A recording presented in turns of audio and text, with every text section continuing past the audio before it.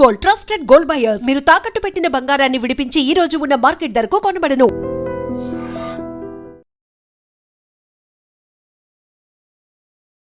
నమస్కారం, welcome to I dream. నేను మీ విజేత. ప్రస్తుతం మనతో పాటు ఉన్నారు ప్రముఖ ఆధ్యాత్మికవేత్త డాక్టర్ అనంతలక్ష్మి అమ్మగారు. ఇప్పుడు అమ్మతో మాట్లాడి మన సందేహాలన్నింటినీ నివృత్తి చేసుకుందాం, మరిన్ని మంచి మంచి విషయాలు అడిగి తెలుసుకుందాం. అమ్మ నమస్కారం. అమ్మ నమస్తే అమ్మ. అమ్మ, ఆషాఢ మాసం. ఆషాఢ మాసం అనగానే ప్రత్యేకించి అమ్మవారి పూజలు, బోనాలు ఇలాంటివి చూస్తూ ఉంటాం. నిజంగా ఏంటమ్మా ఆషాఢ మాసం ప్రత్యేకత ఏంటి? ఈ మాసంలో మనం ప్రత్యేకంగా ఎటువంటి పూజలు చేసుకోవాలి, ఎటువంటి విధి విధానాలు ఆచరించాల్సి ఉంటుందమ్మా? అమ్మ, ఆషాఢ మాసాన్ని శూన్యమాసం అంటారమ్మా. శూన్యమాసం అంటే ప్రత్యేకంగా ఏది ముహూర్తాలు పెట్టుకుని గృహప్రవేశాలు, పెళ్ళిళ్ళు అట్లాంటి మన ముహూర్తం పెట్టుకుని చేసేవేవి చేయరు. Okay okay. ఎందుకని అంటే ఇది ఆధ్యాత్మిక సాధనకి చాలా సహకరించేటటువంటి సమయం కనుక ఆధ్యాత్మికంగా ఎవరికి వాళ్ళు ఉన్నత స్థితికి వెళ్ళడానికి ఉపయోగపడాల్సినటువంటి సమయం కనుక సాధారణంగా ఇలాంటివి ఉండవు.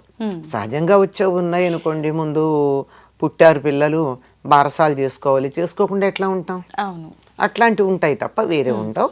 అటువంటి ఈ సమయంలో ఈ ఆషాఢ మాసం అంతా కూడా ఏకాదశి ఏదైతే ఉందో తొలి ఏకాదశి అని చెప్తాం. అక్కడి నుంచి చాతుర్మాస్యం ప్రారంభమవుతుంది.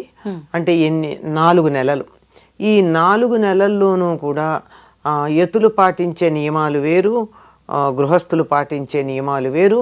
వీళ్ళ నియమాలు పాటిస్తూ ఉన్నట్టయితే బాగుంటుంది. ఎందుకు ఇన్ని నియమాలు పాటించాలని చెప్పారు అంటే, ఇది ఎండలు తగ్గి ఇప్పుడిప్పుడే వానలు వచ్చేటటువంటి కాలం. రకరకాల చికాకులు ఉంటాయి ముందర. ఈ చికాకులు శరీరం మీద, మనసు మీద కూడా బాగా ప్రభావం చూపిస్తాయి. అటువంటివేమీ లేకుండా ఉండడానికి ఆహార నియమాలు కొన్ని పాటించమన్నారు.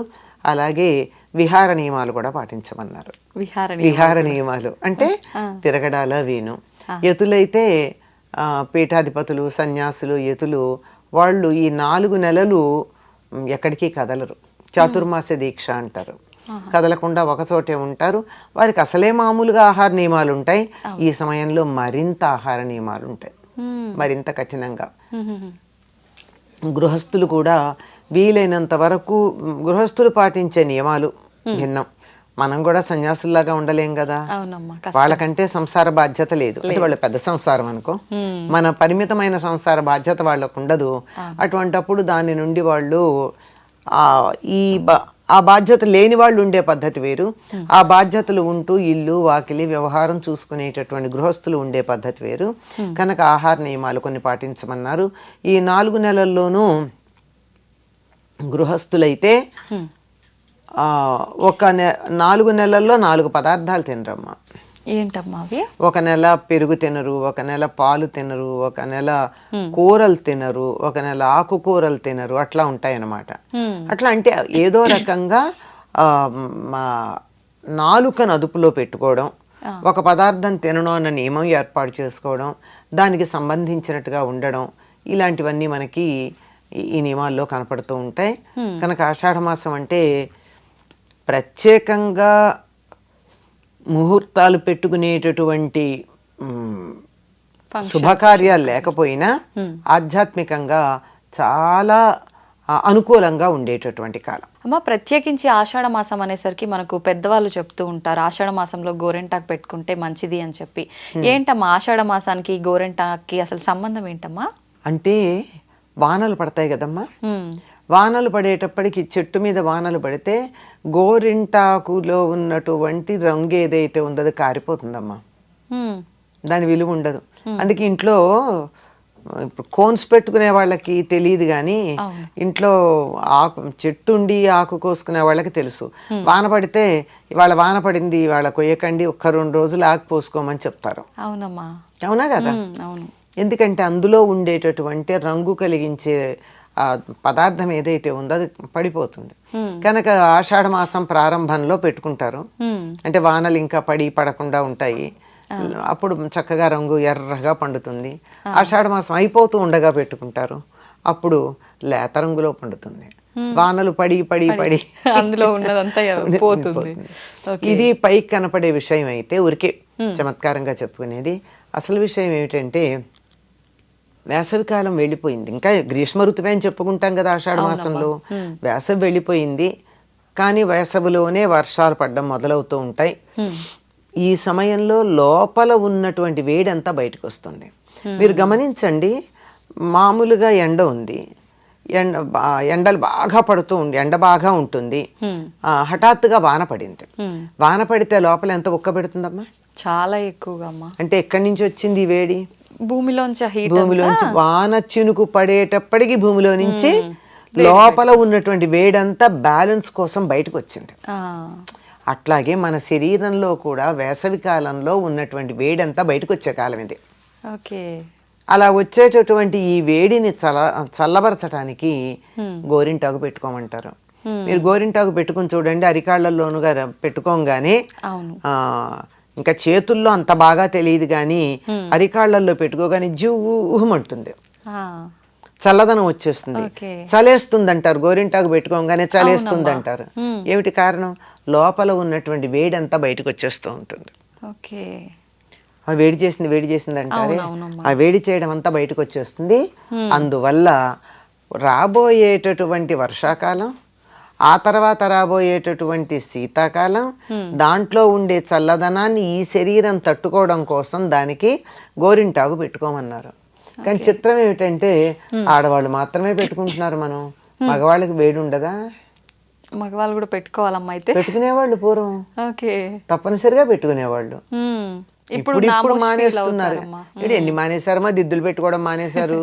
అవునమ్మా కదా. చెవులకి ఎవరు పెట్టుకుంటున్నారమ్మా? ఎవరికి చెవులకి చిల్లులు ఎవరు ఉన్నాయి? కుండలాలు ఎవరు పెట్టుకుంటున్నారు? బొట్టు పెట్టుకునే మగవాళ్ళు ఎంతమంది ఉన్నారు? అన్ని మానేసిన దాంతో పాటు ఇది కూడా మానేశారు. అంతేగాని చక్కగా బాగా అరికాళ్లల్లో అరిచేతుల్లో గోరింటాకు పెట్టుకున్నట్టయితే లోపల ఉన్నటువంటి వేడినంతా తీసేస్తుంది.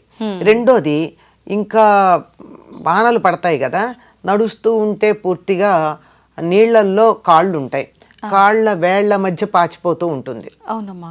ఇది తడిలో మనకి సిమెంట్ నేల, ఆ నేల ఉంటేనే అట్లా ఉంటుంది.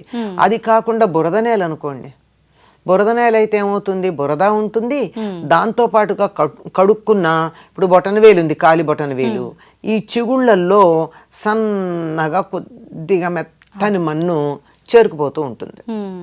కడిగినంత కడుగుతాం, ఏదో ఎంత జాగ్రత్తగా కడిగినా ఇలా పెడిక్యూర్ చేసిన లెవెల్లో చేయం కదా. అలా ఎక్కడో కాస్త ఉంటుంది, అదంతా చేరుకుని ఇన్ఫెక్షన్ వస్తుంది, ఒండ్రు పోయడం అంటారు. చేతులకి గోరు చుట్లు మొదలైనవి, కాలికి కూడా ఒండ్రు పోయడం, గోరు చుట్లు రావడం వస్తాయి. ఇలాంటివి వచ్చి ఇవన్నీ ఏమీ లేదు, ఇన్ఫెక్షన్ అంతే. ఇలాంటివి రాకుండా ఉండడానికి కూడా గోరింటాకు సహకరిస్తుంది. 24 గంటలు నీళ్లలో కాళ్ళు ఉండేటటువంటి వాళ్ళు గోరింటాకు పెట్టుకుంటే కాలి వేళ్ల మధ్య పాచిపోవడం ఉంటుంది కదా, అలా పాచిపోకుండా ఉంటుంది. ఇలా ఒండ్రు లాంటిది ఏదన్నా ఉన్నదంతా లాగేస్తుంది. ఆ కాలి గోళ్లకు ఉండేటటువంటి ఏది ఇబ్బంది కలగబోయేదాన్ని అంతా తొలగిస్తుంది. అట్లాగే బాగా వంట చేసేటప్పుడు కూడా ఎక్కువసేపు నీళ్లతో పనిచేస్తారు. ఈ రోజుల్లో మనకి టీవీల్లో చూపించినట్టుగా గ్లౌజ్ వేసుకోరు కదా. ఇళ్లలో కూడా ఎవరు వేసుకోము. ఇప్పట్లాగా కొద్ది కొద్ది వంటలు కాదు, పెద్ద పెద్ద వంటలు తాగా తేలిగ్గా చేసేవి కూడా కాదు. రుబ్బడం అంటే ఇలా చేత్తో రుబ్బుతూనే ఉంటారు. మరి అంతసేపు చెయ్యి నీళ్లలో నానుతూనే ఉందా, తడిగా ఉందా? ఇలా ఉండడం వల్ల ఈ చేతి గోళ్ల మధ్య కూడా ఇబ్బంది ఉంటుంది, పిప్పిగోళ్ళు వస్తూ ఉంటాయి. ఇప్పుడు గమనించండి, ఆ కుడి చేతికి ఎడం చేతికి తేడా ఉంటుంది. పనులు చేస్తూ ఉంటాం కదా, గోళ్ళు కూడా అరుగుదలలో తేడా ఉంటుంది. ఇది ఈ మాత్రానికే ఎంత ఉంటే అత్యధికంగా చేసే వాళ్ళకి ఎంత ఉంటుంది? ఎక్కువగానే. అటువంటివి గోరు చుట్లు వచ్చి గోరుకి ఇబ్బంది తగలకుండా ఉండడానికి గోటికి పెట్టుకున్నటువంటి గోరింటాకు సహకరిస్తుంది. దీని పేరేమిటండి? నఖరంజని. ఆ పేరు ఎందుకు వచ్చింది? నఖ అంటే గోరు, రంజని అంటే ఎర్రబడిచేది, గోళ్ళకి ఎరుపు రంగు కలిగించేది. తెలుగులో పేరు కూడా గోరింటాకు. గోరుకే రంగునిచ్చేటటువంటిది గోరింటాకు. అందుకని ఈ వానాకాలంలో తడికి కాళ్ళు పాడవకుండా, చేతులు పాడవకుండా, లోపల ఉన్న వేడి బయటకు వచ్చేటట్టుగా, లోపల వేడి బయట చలి ఉంటే ప్రమాదం కదా, అందుకని ఆ సమానం చేయడానికి గోరింటాకు సహకరిస్తుంది. ఓకే అమ్మ, ఇంకొక విషయం పెద్దవాళ్ళు చెప్తూ ఉంటారు, ఇది కూడా గోరింటాకు ఎర్రగా పండితే మంచి మొగుడు వస్తాడు అని చెప్పి. ఇది నిజమేనా అమ్మ? తమాషాకు చెప్తుంటారా? మంచి మొగుడు వస్తాడని చెప్పరమ్మా, ప్రేమ ఎక్కువ ఉంటుందని చెప్తారు. ఓ ఓకే. ఏంటమ్మా ఇది నిజమేనా? నిజమేమో కాదు కానీ కొంతమందికి బాగా పండుతుంది, కొంతమందికి కొంచెం తక్కువగా పండుతుంది. అవును. ఎవరు కొద్దిగా వేడి తత్వం, ఆవేశ తత్వం ఉన్నదో వాళ్ళకి వేడిగా పండు, రజోగుణం ఉంటే. అంచేత రజోగుణం ఉంది కనుక కాస్త భార్యాభర్తలు మోర్ ఇమోషనల్లీ అటాచ్డ్ అంతే. Some people are very cool, వాళ్ళకి కొద్దిగా అంత కూల్ గా ఉండే వాళ్ళకి even relationship is a little cool. అది ఆ మాట చెప్పడానికే తప్ప దానికి దీనికి ఏం సంబంధం అమ్మా? ఇప్పుడు కోన్స్ పెట్టుకుంటే నల్లబడుతోంది అంటే అసలు రిలేషనే లేనట్ట. నిజమే అమ్మా. అమ్మ కోన్ కూడా పెట్టుకోవచ్చు అంటారా, లేదంటే ఆకు మాత్రమే పెట్టుకోవాలా? గోరింటాకు గురించి మనం మాట్లాడుకున్నదంతా అలంకారం గురించి మాట్లాడాలి, ఆరోగ్యం గురించి మాట్లాడాలి. ఆరోగ్యం మరి ఆకు రుబ్బితే వచ్చినట్టుగా కోన్లో ఏముంటుందో మనకేం తెలుసమ్మా? అవునమ్మా, రసాయనాలు ఉంటాయి. దాని మీద మనమే చెప్తూ ఉంటాం, అందులో కలిసి ఉంటాయి, పైన అది చేయండి ఇది చెయ్యండి అని. నల్లగా పండుతుంది, 2 రోజుల్లో పోతుంది. అదే గోరింటాకు గనక పెట్టుకుంటే అంత నల్లగా పండకపోయినా ఎర్ర రంగుతో పండితే కూడా క్రమక్రమంగా వస్తుంది. అవునమ్మా. అంటే దీన్ని బట్టి అర్థం కోన్ మనం తయారు చేసుకుంటే మంచిది. ఇంట్లో గోరింటాకుని చక్కగా రుబ్బి తయారు చేసుకుని దాన్ని కోన్లో వేసుకోండి, పెట్టుకోవడానికి అందంగా ఉంటుందంటే. అబ్బో ఇది కూడా చాలా పెద్ద కళమ్మ, గోరింటాకు పెట్టడం అన్నది. ఇప్పుడు కోన్లో అయితే రకరకాల డిజైన్లు వేస్తున్నారు, దాని మీద కోర్సులు కూడా ఉన్నాయి ఎలా చెయ్యాలి అన్నది. అసలు అది తయారు చేయడమే ఒక పెద్ద విశేషం. కానీ ఇది మామూలుగా పండే గోరింటాకు తయారు చేయడం కూడా, ఇంట్లో తయారు చేసుకునేది కూడా చాలా విశేషంగానే చేస్తారు.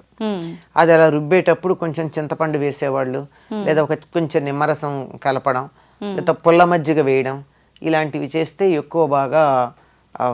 ఇవి కూడా ఇందులో ఏది అనారోగ్యం ఏం కాదు. ఒకవేళ తింటే కూడా తినచ్చు కూడా గోరింటాకు, తప్పేం లేదు. తింటే కూడా అనారోగ్యం ఏం కాదు. కొంచెం చింతపండు కలిసి ఉంటే అనారోగ్యం కాదు కదా, పుల్ల మజ్జిగ ఉంటే అనారోగ్యం ఏం కాదు కదా. కనుక ఇదంతా కూడా ఆరోగ్య దృష్టితో గనక చూసినట్టయితే మనం ఆకు చేసుకోవడమే మంచిదమ్మా. నిజమే అమ్మ. కోన్ల విషయానికి వస్తే, ఇప్పుడు గోరింటాకు అంటే మనకు ఎరుపు రంగు ఉంటుంది, అది శుభానికి సూచకము, మనం ఏ టైంలో అయినా పెట్టుకోవచ్చు. కానీ కొంతమంది ఫంక్షన్స్కి కూడా రెడ్ సైడ్ నుంచి బ్లాక్ కోన్తో మళ్ళీ డిజైన్స్ అట్లా వేస్తున్నారు కదమ్మా, అదంతా శుభ సూచకమే అంటారా? అమ్మ ఎవరిష్టం వాళ్ళ, అన్ని శుభ సూచకాలు అవునా కాదా అంటే ఏం చెప్తాం. నిజానికి అది గోరింటాకు కాదు, దాన్ని ఏమంటారు, రంగులు పూసుకోవడం అంటారు. ఇప్పుడు మగపిల్లలు చాలా మంది, ఆడపిల్లలు కూడా వేయించుకుంటున్నారు కదా, ఇవి టాటూలు వేయించుకుంటే శుభమా అశుభం అంటే ఏం చెప్పమమ్మా? నల్ల రంగు కదా, నల్లగా తయారవుతుంది కదా టాటూ. యాక్చువల్లీ అది డార్క్ బ్లూ కానీ నల్లగానే కనపడుతుంది. అది శుభమా అశుభమా అంటే ఏం చెప్పగలం?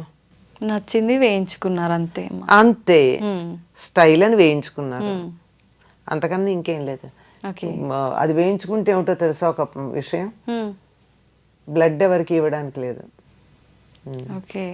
ఎందుకనమ్మా, ఎందుకు ఇవ్వకూడదు? అది బ్లడ్ దాకా పెడుతుంది, అది కెమికల్ కదా. నిజంగా ఈ మధ్య కాలంలోనే వింటున్నామమ్మా. అంతకు ముందు కాలంలో ఎప్పుడు అప్పటి కాలంలో కూడా చాలా మంది పచ్చలు వేపించుకునే వాళ్ళు కదమ్మా పెద్దవాళ్ళు. అప్పట్లో ఇదంతా లేదు. ఇప్పుడు ఈ టాటూస్ ఎక్కువైపోయిన తర్వాత ఇది వింటున్నామ్మా. ఆ రోజుల్లో బ్లడ్ ట్రాన్స్ఫర్ ఎక్కడుంది? లేదు. అవునమ్మా, ఇప్పుడు లేదు కదా. ఇప్పుడు జరిగే ఇబ్బందులు ఇప్పుడు ఎక్కువగా మాట్లాడుకోవాల్సి వచ్చింది. నష్టమేం లేదమ్మా, ఎవరికి ఇవ్వక్కర్లేదు, అంతే. సింపుల్. బ్లడ్ ఇస్తావా అంటే టాటూ ఉందని చెప్పేస్తే అయిపోయా, ఎంత సింపుల్. సింపుల్ అంటే ఉంటది కదమ్మా, ఖచ్చితంగా ఎవరికైనా ఎమర్జెన్సీ అవసరం పడింది అంటే మనం ఇవ్వలేకపోతున్నాము అంటే ఆ బాధ మామూలుగా ఉండదు. గాడ్ ఫర్బిడ్ ఎవరికి అవసరం రాకుండా ఉండుగాక, ఇంకంతే అమ్మా, అట్లా అనుకోవాల్సింది. అంతే మరి. అమ్మా, సంతోషం అమ్మా, నిజంగా చాలా మంచి విషయాలు తెలియజేశారమ్మా. గోరింటాకు విషయంలో మాత్రం నిజంగా చాలా సందేహాలమ్మా, అన్నీ క్లియర్ అయిపోయాయి. ధన్యవాదాలమ్మా. దీన్ని తవ్వండి, తవ్వుతూనే శివలింగం. పరమాత్మకు జీవా సరే దాన్ని అట్లా కప్పేసేయండి, చూపించదండి. Krishna is there. మూర్తి పూజ కాదు, సాక్షాత్ బ్రజేంద్ర నందన భగవాన్ ఉన్నారు మూర్తిలో. ఏమీ ఆశించకుండా ఆరాధించే వాళ్ళు కూడా ఉన్నారా ప్రభుజీ? నిజమైన భక్తి అంటే మనకు తెలియదు కాబట్టి